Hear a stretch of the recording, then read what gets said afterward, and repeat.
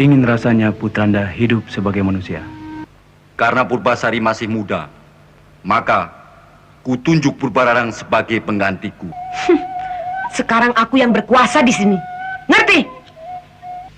Kerajaan Galuh harus menjadi milik kita berdua, Indrajaya. Kau cantik, Kak Indra. Purbasari. Ayolah. Jangan, Kak Indra. Purbasari. Kianat kau Purbasari. Berani kau mengganggu Indrajaya.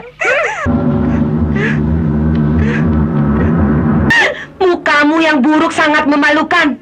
Dan pantasnya kau tinggal di hutan. Oh Gusti, kuatkanlah hati hamba. Dari lubuk hatiku, jika ada seorang dara yang mencintaimu, maka wujudmu akan berubah.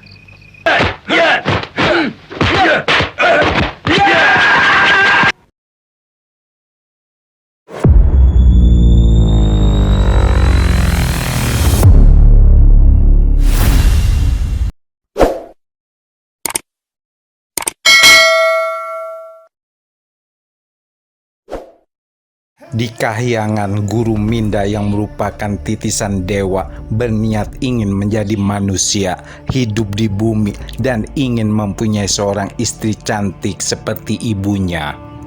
Putranda ingin jadi manusia, mempunyai istri cantik seperti ibunda. Apa? Mengetahui niat anaknya, ibundanya Sunan Ambu tidak setuju dan mengutuknya menjadi lutung yang buruk rupa dan terhempas di bumi Paharayangan, di tanah Pasundan yang indah, mempesona, subur dan sejuk ini.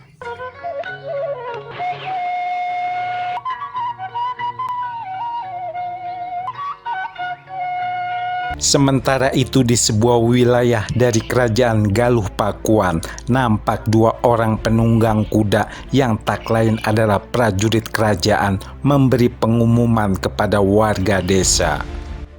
Tampuk kerajaan Galuh Pakuan diserahkan kepada putri tertua dari Selir, Gusti Purbararang. Kini tampuk kerajaan Galuh Pakuan dipegang oleh putri tertua, yaitu Purbalarang, anak tertua dari Selir Raja. Setelah Raja dan Permaisuri pergi bertapa. Sementara Baginda dan Permaisuri bertapa. Kasihan Gusti Purbasari. Sudah, pulang. Di istana, Purbasari terlihat asik memainkan kecapi dengan nada yang sendu, dan sang ibunda lalu menghampirinya. Sangat menyentuh perasaan lagu-lagu yang kau mainkan.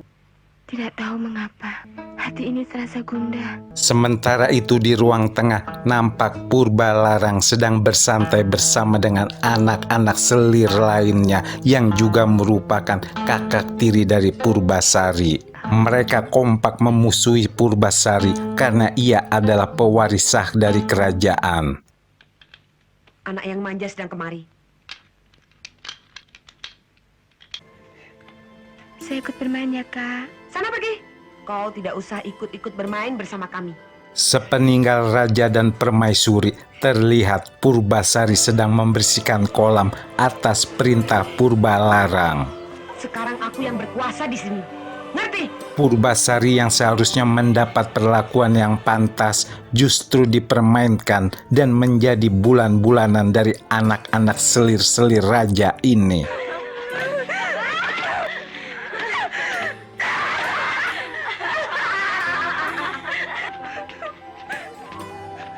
Purbalarang yang berambisi menguasai kerajaan meminta bantuan kepada suaminya Indrajaya untuk mewujudkan impiannya tersebut. Kerajaan Galuh harus menjadi milik kita berdua, Indrajaya. Aku berhak meminta bantuanmu untuk memerintah negeri ini. Ya. Oh ya, sekarang aku pergi berburu dulu. Ya. Setelah pamit, Indrajaya malah melimpir mendekati Purbasari. Nampaknya ia sangat tertarik dengan kecantikan Purbasari dan berusaha menggodanya. Kau cantik. Kak Indra, Indra, Purbasari, ayolah. jangan Kak. Purbasari.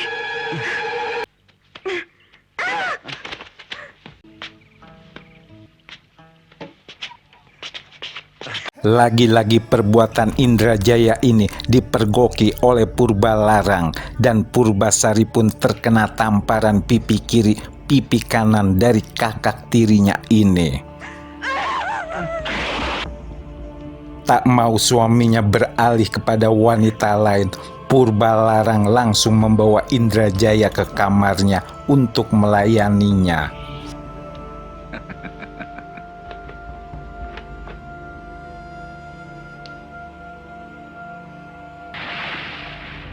Di kursi kekuasaannya, Purbalarang memerintahkan kepada Mangkubumi untuk menaikkan pajak rakyat.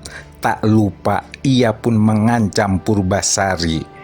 Mulai besok pajak rakyat harus ditinggikan agar pendapatan kerajaan makin bertambah. Dan kau Purbasari, awas kalau banyak tingkah. Semua harus tunduk dengan perintahku. Akulah yang berkuasa. Di suatu malam, saat Purbasari terlelap, seseorang memasuki kamarnya. Dia adalah Purbalarang yang memasukkan sesuatu ke gelasnya. Purbasari yang terbangun dan merasa haus langsung mengambil gelas yang sudah dimasukkan sesuatu oleh kakaknya. Purbasari kembali tidur, namun tak lama kemudian ia merintih kesakitan. Nyatanya, minuman Purbasari sudah bercampur obat untuk merusak kecantikannya. Betapa jahatnya Purbalarang ini. Ia sangat iri akan kecantikan adik tirinya ini, sekaligus pewaris sah kerajaan. Lihat wajahmu. Menjijikkan. Mukamu buruk, sangat menakutkan. Seperti lutung. Pantasnya tinggal di hutan. Singkat cerita, Purbasari diusir dari istana. Ia lalu diantar oleh Mangkubumi dan beberapa prajurit lainnya menuju ke sebuah hutan. Besok, kau harus tinggalkan istana.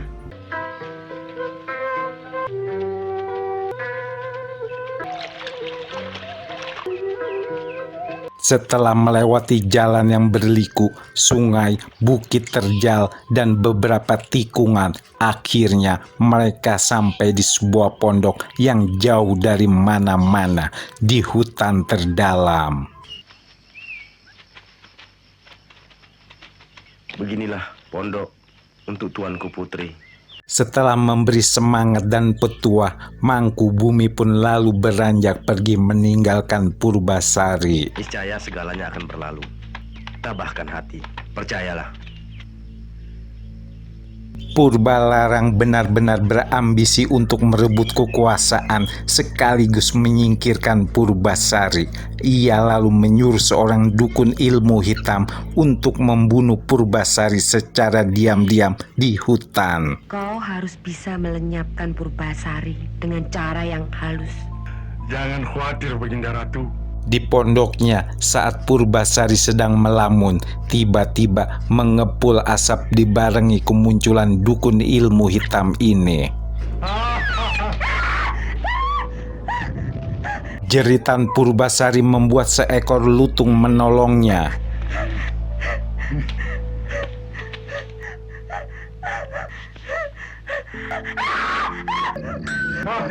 Setelah adu ilmu dengan lutung tersebut, akhirnya dukun suruhan Purbalarang pun terkapar di tangan lutung.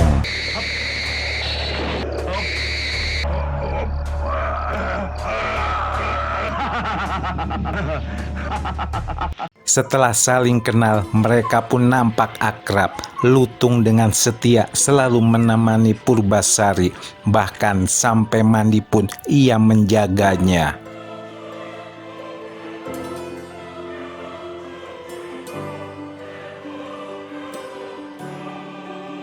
Saat Purbasari asik menikmati kesegaran air pancuran, diam-diam lutung Kasarung mengeluarkan cairan dari tangannya ke dalam air yang mengalir di mana Purbasari sedang mandi.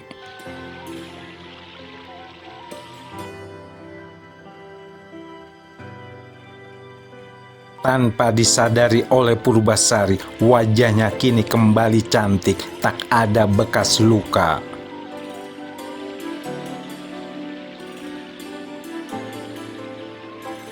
Lutung Kasarung bisa membuat Purbasari tertawa riang lepas yang selama ini wajahnya selalu muram. Kau sangat baik, Utun. Dari lubuk hatiku, di hati ini tumbuh rasa kasih padamu. Kasih yang tulus, ikhlas. Tiba-tiba petir menggelegar, wujud Lutung pun beralih rupa menjadi Guru Minda. Kutukan Sunan Ambu berakhir jika ada seorang gadis yang mencintai dengan tulus kepada Guru Minda. Jika ada seorang dara yang cintaimu, maka wujudmu akan berubah. Terima kasih. Untuk melanggengkan kekuasaannya, Purbalarang pun berniat untuk menumbalkan seekor lutung. Kita harus mencari tumbal untuk menyempurnakan tujuan kita. Aku telah menyuruh Aki Panyumpit untuk mencari lutung. Singkat cerita, Aki Panyumpit langsung menuju hutan untuk mencari seekor lutung yang akan digunakan sebagai tumbal. Sesampainya di hutan, Aki Panyumpit bertemu dengan Purbasari dan menyampaikan maksud kedatangannya ke hutan tersebut. Aki Panyumpit, apa maksud Aki datang ke hutan ini? Untuk mencari lutung buat tumbal. Lutung? Mengetahui niat dari Aki Panyumpit, Purbasari pun buru-buru menyuruh Aki untuk pergi agar tidak mengetahui kalau di hutan tersebut ada seekor lutung. Cepat pergi, Aki. Carilah hutan lain. Di hutan ini tidak ada lutung. Cepat! Aki Panyumpit pun lalu bergegas pergi. Tak jauh kemudian, tiba-tiba ia terkena jebakan.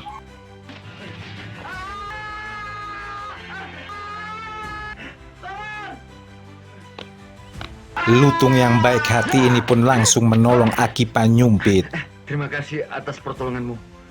Kudengar kau sedang mencari lutung. Bawalah aku. Aku bersedia untuk tumbal. Jangan pergi, Utun. Aku akan segera kembali. Lutung yang berubah menjadi kecil ini lalu pergi meninggalkan Purbasari yang nampak bersedih.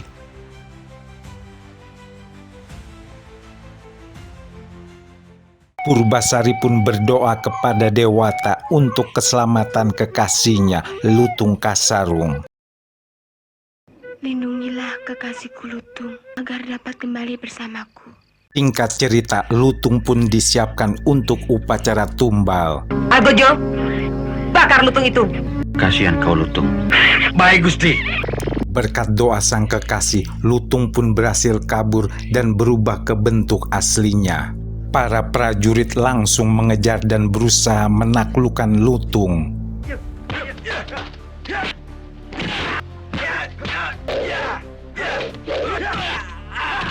Terjadilah perkelahian sengit. Lutung yang memiliki ilmu kanuragan tinggi ini mampu menaklukkan para prajurit dengan mudahnya.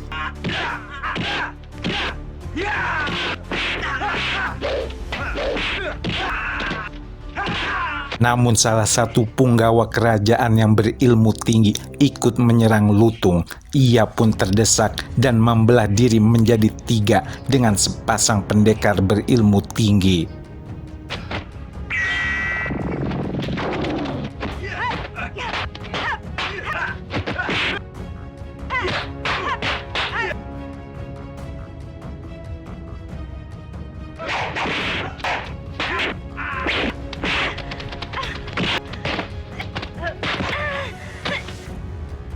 Di istananya, Purbalarang yang gagal melakukan upacara tumbal nampak marah besar.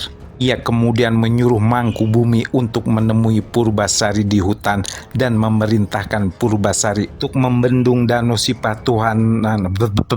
Dia harus bisa membendung Danau Sipatahunan. Apa? Saya harus membendung Danau Sipatahunan? Sebelum fajar, pekerjaan itu harus sudah selesai. Demikianlah perintah Gusti Purbalarang. Singkat cerita, Purbasari pun datang ke istana untuk meminta haknya kepada Purbalarang. Kini aku datang untuk meminta hakku tahta kerajaan ini. Prajurit, tangkap dia cepat. Purbasari pun ditangkap dan ia meronta-ronta, namun seekor kebo berusaha melepaskannya.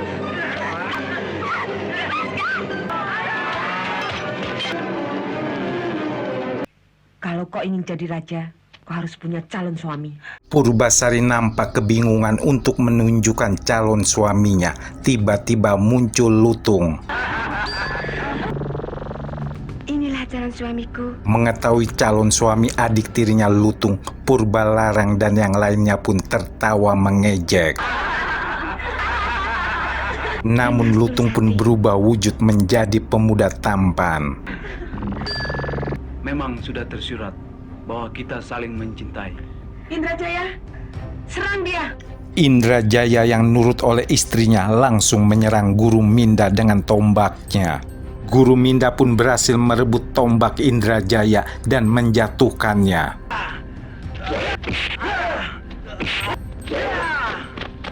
Kemudian Guru Minda melancarkan aji 1000 cakar lutung dan membuat Indrajaya terhempas. Akhirnya tahta kerajaan Galuh jatuh ke tangan Purbasari.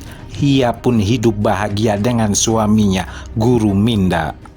Bagaimanapun juga, dia adalah saudaraku. Ini sekedar pelajaran untuk mereka berdua. Tahta kerajaan Galuh kuserahkan kepada Purbasari.